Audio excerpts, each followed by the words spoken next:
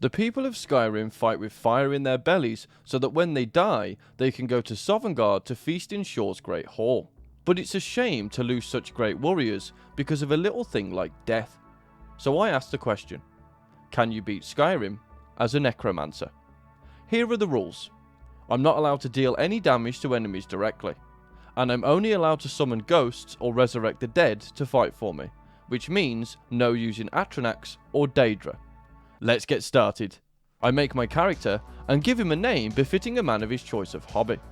After peacefully escaping Helgen, I listen to Hildy's ramblings.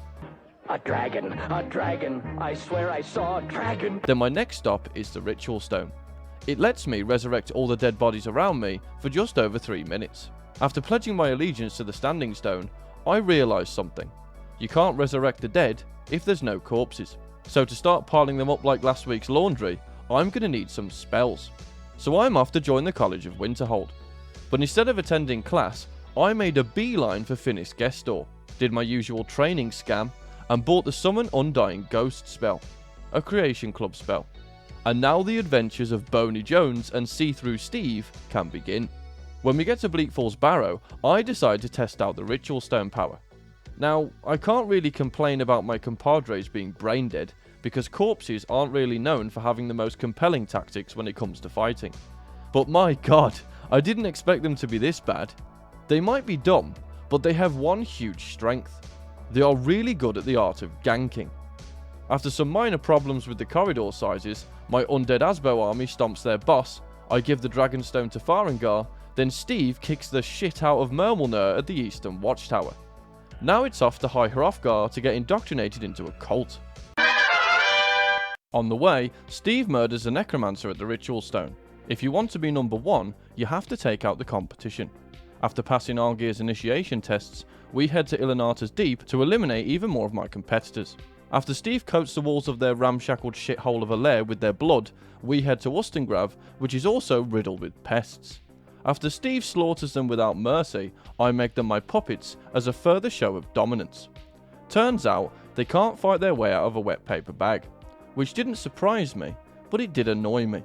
I pick up Delphine's note, then Steve adds another notch to his dragon killing belt, and I head to Solitude to make preparations for the heist on the Thalmor embassy.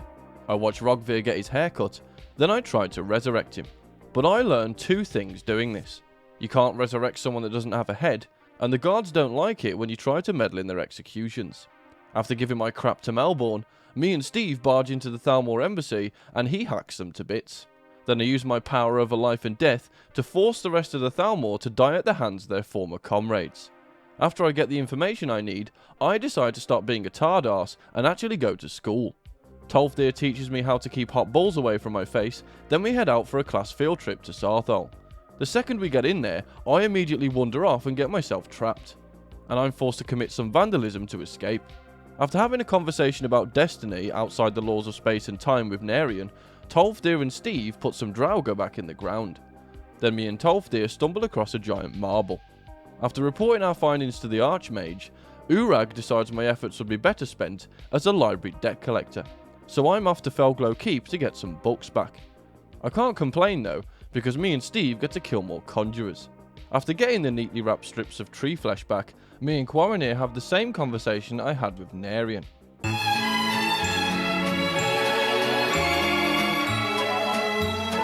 Then I enter the Midden and speak with a sentient flashbang grenade, who tells me I need to get my hands on the Staff of Magnus to avert the chaos that's about to unfold. So I'm off to Mazuf to find the location of it. After letting Steve coat his blade with the blood of the denizens that crawl about its hallowed halls, I run into this lunatic and help him finish his science experiment, which tells me I need to go to Labyrinthian to achieve my goal. When I return to the college to tell the Archmage though, it turns out that whilst I was away, Arcano decided to try and steal the giant marble. Probably because he lost his a while ago. After the Archmage tries to stop him by asking nicely, he sets off a nuke, killing him in the process, and unleashing some unholy abominations on the town. Once Steve saves it from destruction, I head to Labyrinthian to get the staff so I can end this once and for all. After getting my ass kicked by the Duke Dragon, Steve managed to finally crack its skull open. Then he carves a path to our goal. After killing the mages protecting Morokai, he just stands completely still and lets Steve kick his head in. which is alright with me as it just makes my job easier. I steal his mask and his staff, then Arcano's boyfriend tries to kill us. But Steve doesn't take shit from anyone, so he kills him. After returning to the college, I blast the marble, and Steve kills Arcano so fast I barely had time to process what was going on. Now that Skyrim has been saved from a disaster we didn't know anything about nor ever will, Tolfdir elects me the new Archmage, and I get some swanky new robes. After checking the Archmage's quarters out though, I find another set of robes that doesn't have a hood, so I can wear my masks over the top of it. So now with the robes and the Morokai mask, I have an extra 200% Magicka regen. Some might say I only did the college quest to get the mask and the robes, and not to save Skyrim. And to those people I say, yep, pretty much. Now since I'm already in Winterhold, I decided to go pay a visit to Septimus so I can get the Elder Scroll. I am he as you are me, and we are all together. After grabbing the tools I need, Steve kills everyone in Elfland, then I run through Blackreach and grab the time travel toilet paper. Now that that's all out of the way, I think it's high time we got Esbern to touch some grass. So we fight through the Ratway, drag Esbern out of his gamer den, then my crony slaughters some Forsworn, and we stare at a wall for 30 minutes hoping it will give us a modicum of inspiration on how to tear Alduin a new arsehole. I climb up to the throat of the world, learn Dragonrend, then Steve has his first fight with Alduin, and he absolutely destroys him. I gather up Tullius and Ulfric, then we have one last supper together, and I book a flight with Dragon Airways to get to Skuldafn. After amassing a decent sized Draugr army, Steve leads them to victory against their rotting brethren inside the Skuldafn temple. Once I get to Sovngarde, Steve wipes the floor with the roided up bouncer protecting the Hall of the Dead, then Boney Jones is surprised to learn that the dead inside are willing to help him without the use of his demonic powers of puppetry. And Alduin takes his final stand against us. Like last time though, Steve easily dispatches him. After watching him turn into sludge, Boney Jones returns to the college to live out the rest of his days teaching the rest of Skyrim's magically gifted youngsters the power to use the dead as their personal meat shields. And with that, I beat Skyrim as a necromancer. You may be surprised to know that I have never used necromancy in Skyrim. I'm not really a fan of mage builds in RPGs, and usually opt for the more personal approach of solid sharp steel carving through flesh and bone. And it's opened my eyes to how fun a magic build can be.